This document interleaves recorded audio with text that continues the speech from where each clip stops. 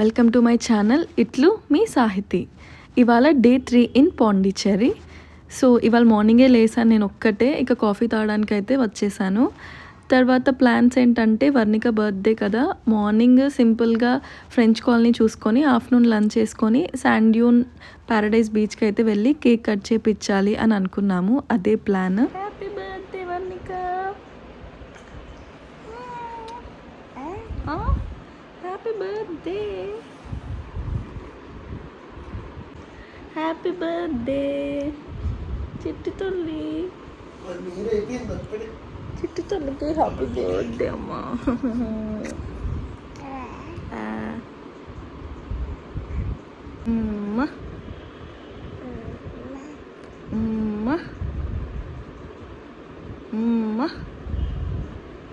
చెప్పు అమ్మ అమ్మ అమ్మ అమ్మ.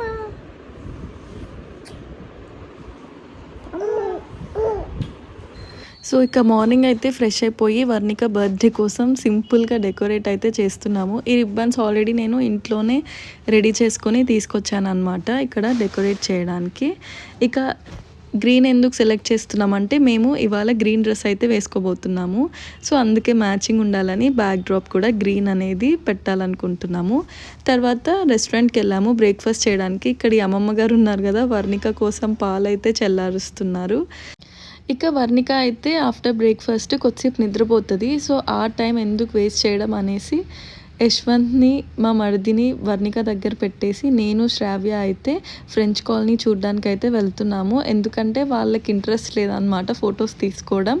వాళ్ళు నార్మల్గా చూశారు వచ్చి, కాకపోతే ఫొటోస్ ఏం తీసుకోలేదు. నేను కొన్ని ఫొటోస్ అవి తీసుకోవాలని అనుకున్నాను, అందుకే మేము ఇద్దరమే వచ్చాము. చాలా దగ్గర ఫ్రెంచ్ కాలనీ మాకు, జస్ట్ 1 కిలోమీటర్.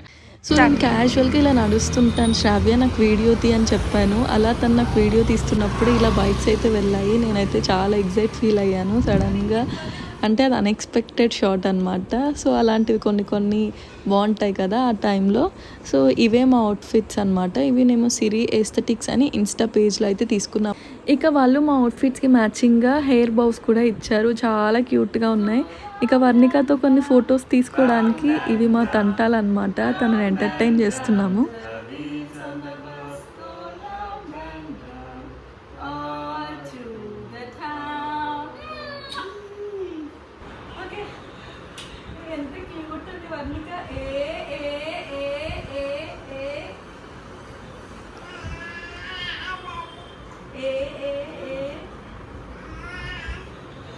ఇక అలా కొన్ని ఫొటోస్ తీసుకొని ఇక సేమ్ డ్రెస్తో బీచ్కి వెళ్ళలేం కదా, అలాగే లంచ్ కూడా చేయాలి.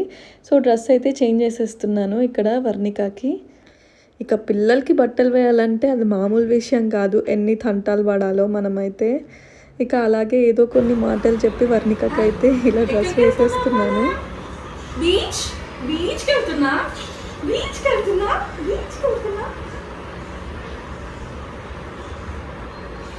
Varnika super super.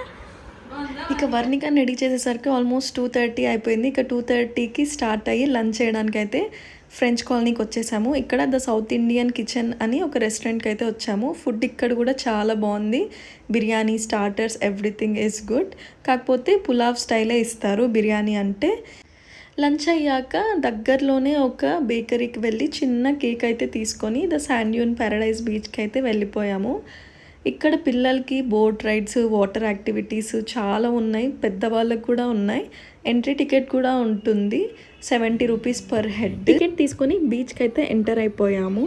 ఎంటర్ అయిన తర్వాత ఇక్కడ డెకరేషన్స్ అన్నీ చేస్తున్నారనమాట. అంటే నైట్ టైము ఎవరైనా బర్త్డే ప్లాన్స్, సర్ప్రైజ్ పార్టీస్, వాటి కోసం అయితే ఈవెంట్స్కి డెకరేట్ అయితే చేపిస్తున్నారు. బాగా అనిపించింది. సో మనకి ముందు ఐడియా లేదు ఇలా చేయించుకోవాలి అనేసి. సో ఇంకెప్పుడైనా ప్లాన్ చేయొచ్చు. ఇక వర్ణిక బర్త్డే అయితే బీచ్లో సింపుల్గా కేక్ కట్ చేయించేసాము.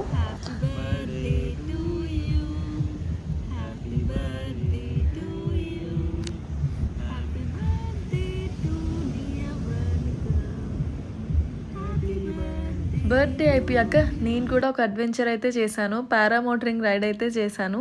బేసిక్గా నాకు హైట్స్ అన్న అడ్వెంచరస్ అన్న చాలా ఇష్టం. ఇక యశ్వంత్ కూడా నీకు ఇష్టం కదా చెయ్యి అని అనగానే నాకు చేయాలనిపించింది. వెళ్ళి వెంటనే ప్రైజ్ అయితే కనుక్కున్నాము. కానీ ఆ రోజు వెదర్ క్లౌడీ అండ్ రెయినీగా ఉండడంతో వాళ్ళు ఇవాళ కుదరదని చెప్పారు. ఓకే మా బ్యాడ్ లక్ అనుకొని వచ్చేసాము. తర్వాత మళ్ళీ పిలిచి మనీ పే చేయండి స్టార్ట్ చేస్తామన్నారు. కానీ వాళ్ళు కూడా కన్ఫ్యూజన్లోనే ఉన్నారు. వర్షం అయినా ఎక్కువ గాలైనా వస్తే ఇలా ఆపేస్తారంట రైడ్ మధ్యలో.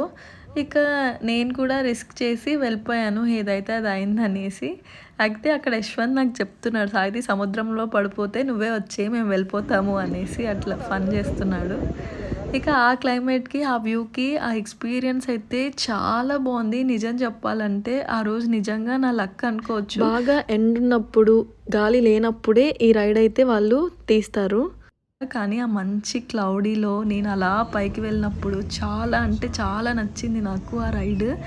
ఇక నన్నైతే 6 to 7 minutes అయితే నేను అలా పైన తిరుగుతూనే ఉన్నాను. కిందకి వచ్చాక అక్కడ ఉన్న వాళ్ళందరూ ఇవాళ కేవలం మీ లక్ అండి, అందుకే ఈ రైడ్ చాలా బాగా జరిగింది ఇంత గాలిలో కూడా అని చెప్పారనమాట. ఇక అలా నా పారామోటరింగ్ రైడ్ అయితే ఫినిష్ చేశాను. నాతో రైడ్ చేసిన తను కూడా నాకు కొంచెం ధైర్యం చెప్పాడు, ఏం కాదండి నాకు 7 to 8 years ఆఫ్ ఎక్స్పీరియన్స్ ఉంది, నో ప్రాబ్లం అన్నట్టు. సో అలా నేను రిస్క్ చేసి వెళ్ళిపోయాను. అండ్ నాకైతే చాలా ఫేవరెట్ అయిపోయింది రైడ్. ఇంకొకసారి కూడా చేయాలనిపించింది, అంత బాగా నచ్చింది నాకైతే. ఈ పారామోటరింగ్ రైడ్ ప్రైస్ వచ్చేసి 3500 అండ్ వీడియో కావాలి అనుకుంటే ఎక్స్ట్రా 750 ఛార్జ్ చేస్తారు. నేను అది కూడా పే చేసి వీడియో అయితే తీసుకున్నాను. నాకైతే ఈ ప్రైజ్ వర్త్ ఇట్ అనే అనిపించింది. నేను బాగా ఎంజాయ్ చేశాను. అప్పుడప్పుడు లైఫ్లో ఇలాంటి చిన్న చిన్న రిస్క్స్ చిన్న చిన్న అడ్వెంచరస్ చేస్తూ ఉండాలి. అప్పుడే మన లైఫ్లో కొంచెం మజా వస్తుంది. చూసారా నేను చెప్పిన దానికి ఈ వ్యూ ఎగ్జాక్ట్గా మ్యాచ్ అయింది కదా. Super cloudy and fresh air అనమాట. అలా గాలిలో తిరుగుతుంటే ఎంత హాయిగా అనిపించిందో నాకైతే. ఇక సముద్రం మీదకి వెళ్ళినప్పుడు అయితే నో వర్డ్స్, ఇక చెప్పలేనమాట. భలే ఎగ్జైట్ అయిపోయాను నేనైతే.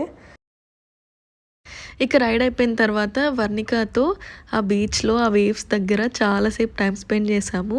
ఆ అలలు తన కాలికి టచ్ చేపిస్తూ అలా తర్వాత ఎక్కువ మునగకుండా తనని ఎత్తుకునేస్తూ కొంచెం కొంచెం భయం పోయింది. తర్వాత తనే ఆ వేవ్స్ దగ్గరికి అయితే వెళ్తునింది. అదైతే చాలా క్యూట్గా అనిపించింది. ఆ మూమెంట్ నేను అస్సలు మర్చిపోలేను. తను బీచ్లో ఎంజాయ్ చేసింది. ఇక ఆల్మోస్ట్ బీచ్ క్లోజింగ్ టైం వరకు మేము అక్కడే ఉన్నాము. ఇక బీచ్ నుండి అయితే బయటికి వచ్చేయాలి. ఇక్కడ ఈ హ్యాంగ్ అవుట్ ప్లేస్ ఉంది కదా, ఇక్కడైతే డీజే పెట్టారు. ఇక్కడ మనం ఎంతసేపు అయినా ఉండొచ్చు. కాకపోతే మేము చిన్న పాపతో వచ్చాము కాబట్టి మేము జస్ట్ కొద్దిసేపు బయట నుంచి వాళ్ళు ఎలా ఎంజాయ్ చేస్తున్నారో చూసేసి ఇక మేమైతే రూమ్కి వెళ్ళిపోయాము. ఇక రూమ్కి వెళ్ళి కొద్దిసేపు రెస్ట్ తీసుకొని ఫ్రెష్ అప్ అయిపోయాము. మా రూమ్ దగ్గరే మినీసో అయితే ఉంటే వర్ణికాని తీసుకొని అక్కడికి వెళ్ళాము. అక్కడ ఇట్లా ప్లే ఏరియా ఉండి కొంచెం చిన్న ప్లేస్లో కిడ్స్ ఆడుకోవచ్చు అని ఇంకొద్దిసేపు అలా తీసుకెళ్ళి తనని అక్కడ ఆడిపించుకొని ఇక డిన్నర్కి అయితే వెళ్ళిపోయాము. ఇక ఆ రోజు అంతా బాగా అలసిపోయి లైట్ ఫుడ్ తిందామనేసి టిఫిన్స్ అయితే ఆర్డర్ చేసుకున్నాము. ఇక మళ్ళీ రూమ్కి వచ్చిన తర్వాత వాళ్ళ పిన్ని బాబాయ్తో అయితే ఇంకొక కేక్ కట్ చేపించాము వర్ణికాకి. సో ఇదే అండి మా day 3 vlog. Varnika birthday and నా పారామోటరింగ్ ఎక్స్పీరియన్స్ ఎలా ఉందో మీకు నచ్చితే తప్పకుండా కామెంట్ చేయండి అండ్ సబ్స్క్రైబ్ చేసుకోండి.